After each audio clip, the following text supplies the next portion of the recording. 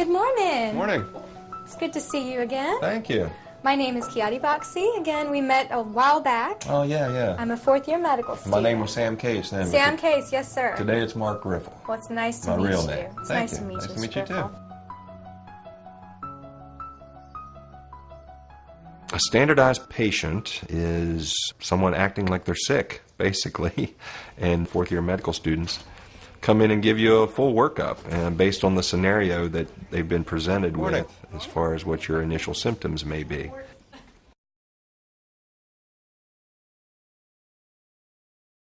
OSCE it's a simulated patient-student-doctor interaction. I learn these scenarios. The students come in with the bare minimum knowledge of what I'm complaining about, and the main goal is to ensure that they understand, treat me as you would anyone else that might walk in on both feet rather than rolling in on four wheels, and not to get caught up in the fact that I use a wheelchair. When I walked in with just that introductory information, I didn't really know what to expect. Once I met Mark, I realized that perhaps the sorts of questions I would ask, the way in which I would establish rapport, make the patient feel comfortable, those sorts of things had to be fine-tuned in a different fashion.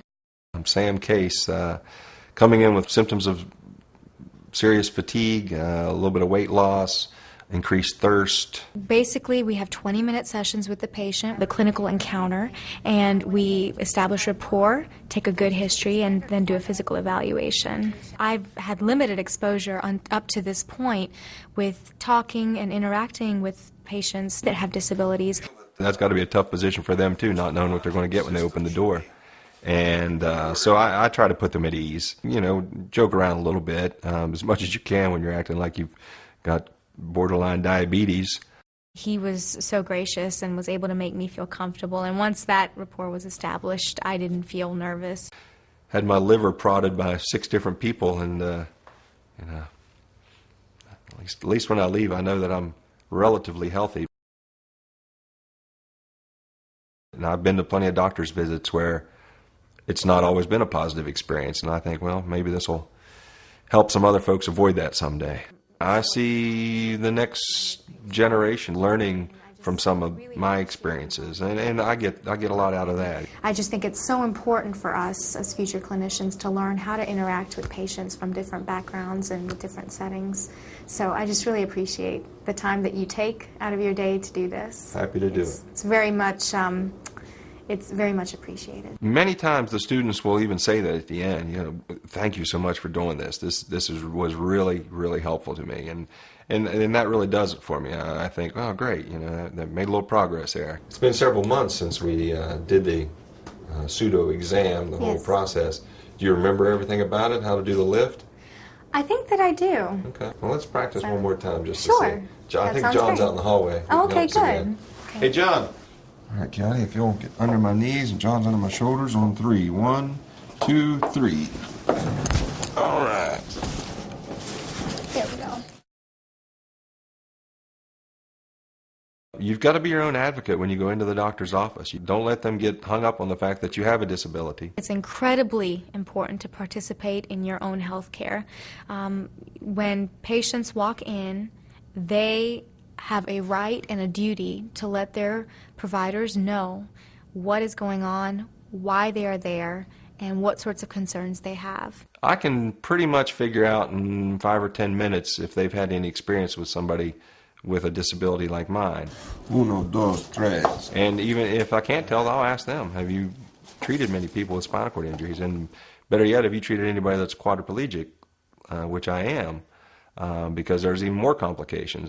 Patients can be key in educating their providers, and I think that's the most important thing. So much is lost in the way of communication. Oftentimes patients are hesitant to let their provider know what's going on.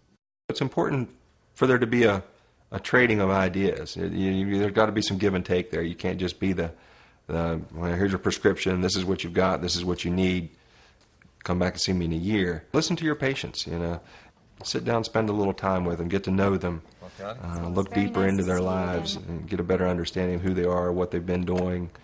These are people that have lives outside of the clinical setting, that have their own struggles and their own desires. And once that understanding is there, we end up becoming better clinicians because they're more open and warm and receptive to our questioning and vice versa. For caregivers and providers, there's a point where the caregiving's got to stop, and the encouragement and the pushing along from behind to go and do things has got to happen too.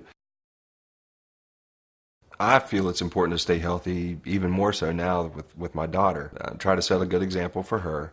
My wife's a wonderful cook and generally makes extremely healthy food. I love to eat, and in order to love to eat and not show it, you've got to stay active.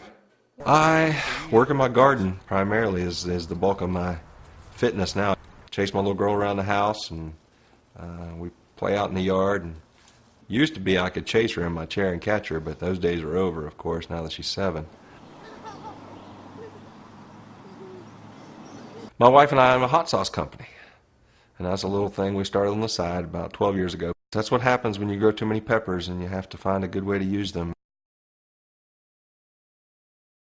The ideal providers in the future would be more open-minded, more flexible, more engaging. I think it'd be great if there were more people with disabilities that were actually doctors and nurses. Just to be able to walk into a patient room and really just empathize with the patient, relate to the patient. All the exam tables would be hydraulically operated, be on one floor, so you wouldn't have to worry about the elevator breaking. It'd have electric doors, it'd have 28 places to park out front. I learned a long time ago it's much better to laugh than cry, no matter what the situation is. I do subscribe to the belief that things happen for a reason, and that if I hadn't had that bad wreck 23 years ago, I wouldn't have been in South Carolina right now selling hot sauce and working for the Department of Disabilities. There are extraordinary people who have disabilities and are able to do more than many other people. Don't let your disability define you. It may make certain things more difficult. It may make getting out of bed more difficult. But once you're up and at it, give it your gusto. Keep pushing. Keep pushing. Push hard or push home.